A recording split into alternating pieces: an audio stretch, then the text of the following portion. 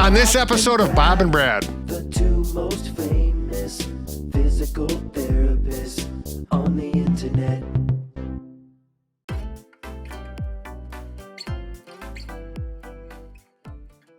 So in today's video, we took questions from our viewers and we decided to answer them. That's right. We got 4 different scenarios, real cases, real viewers, and we're going to give them our advice.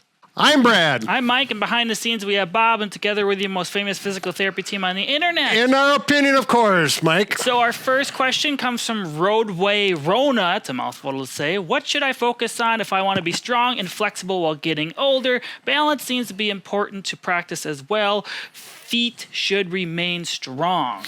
That's right. Excellent question. As we age, including myself, we want to continue to be mobile. So Roadway Rona, we don't have your name, so we're just going to use your username there. Hope that's okay. So we're going to go through some of the exercises that are really important for strength, balance, and everything that you asked for. We have 4 just different. Should we get right to it? Let's get to it. Okay. The first thing, ankle strength along with balance. So look down at my ankles, and we're going to simply go up on your toes, and you can see I'm challenging my balance, plus I'm strengthening my ankle. Then I'm going to go back like this. Now, a lot of people, particularly if you're a little older, will not be able to do this without holding on to something. So, Mike, you can maybe do it against the door. Or I could do it seated if I've really That's actually a good idea. I could use the wall and just go up like this and back like this. So do 10 of these, and it's going to be great, real grateful, a good idea for getting your goals established and complete. If it's too easy, you can simply go to 1 foot, and that'll make it harder for those people who are at that level. Okay, let's go to number 2. So number 2, we're going to start working our way up our body. Oftentimes, as we age, we start to get tight hamstrings. I have tight hamstrings, and I'm only 36. So we're going to work on hamstring stretching along with some exercises for the legs. To stretch the hamstrings, you can do it numerous ways. If you have good balance, you can stand up, put it on a countertop, a table, something lower on the ground, maybe a box or an ottoman, whatever you have. Stretch. To get more of a stretch, simply lean forward. Make sure to hold it for 30 seconds and do on each leg. If you don't feel balanced this way, you can certainly do it in a chair like Brad's going to show. Do it on a firm chair. All right, Tanner was reading my mind. You can put your leg out like this with a straight knee and straight back, lean forward, or you can have a chair or a stool and simply do this. There you go. Hold it for 15 to 30 seconds or on and off 5 to 10 times. Let's go to number 3. So we're still on number 2 because we need to do squats yet. We didn't do them. So if you're good at squats, you can certainly just do them holding on to something, not holding on to something. Do them in the air. Brad's holding on. If you feel unsteady, like you're going to tip backwards, you can certainly use a chair or something taller to sit in and just simply do sit to stands instead. You can just kind of touch and go back up. You don't have to sit all the way down.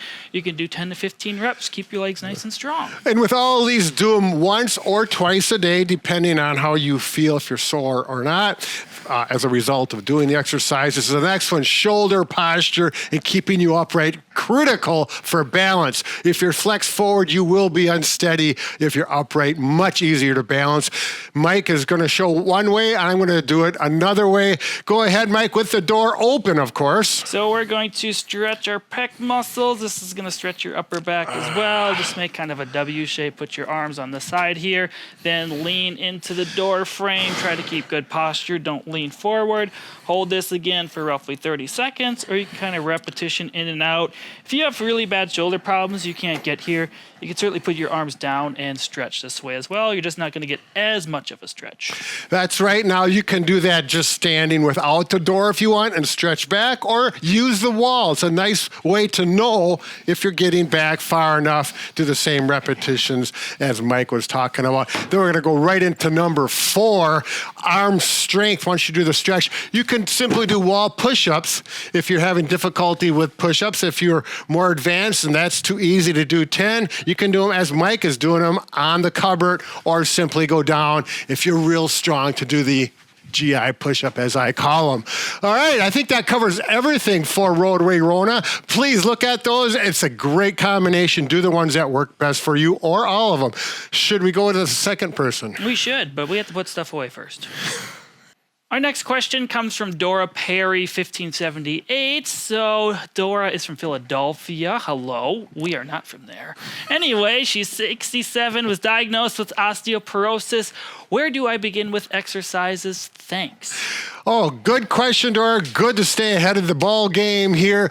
This is good news because there's a lot of things you can do. We have expert advice. First of all, weight-bearing exercise like walking can be a great start. Actually, just consistently walk, or weight training or resistance training. You don't have to do it real fancy. And actually, Mike, who is the expert and has been doing this for years, we have had excellent feedback with people who've seen her. So Sara Meek, who's a physical therapist, made a whole program that's completely free on our channel. I will link it down below in the description box, or you go to bobbrad.com, the program section, and you'll see one on osteoporosis. She has a whole series of videos, very in-depth, of what you can do and how to strengthen your bones up. Yeah, she is the best. There's no sense in listening to us when you could go to the best. Our next question comes from Ivan Cortuli, 6765. I have a problem with my balance. Do you think I should start using a walking stick?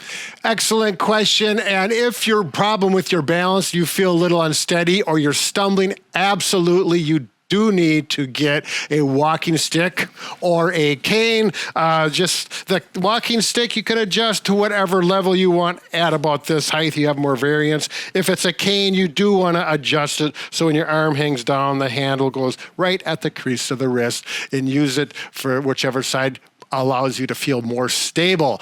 There are a few exercises we can give you. They're very simple, and you can do them at home once or twice a day. Mike? The first one is simply standing on one leg, and you try to hold this for a duration of time, 15 to 30 seconds. If you feel unsteady, you can certainly hold on to a stick, a countertop, something steady. If it starts to become easy, try just using fingertips for support.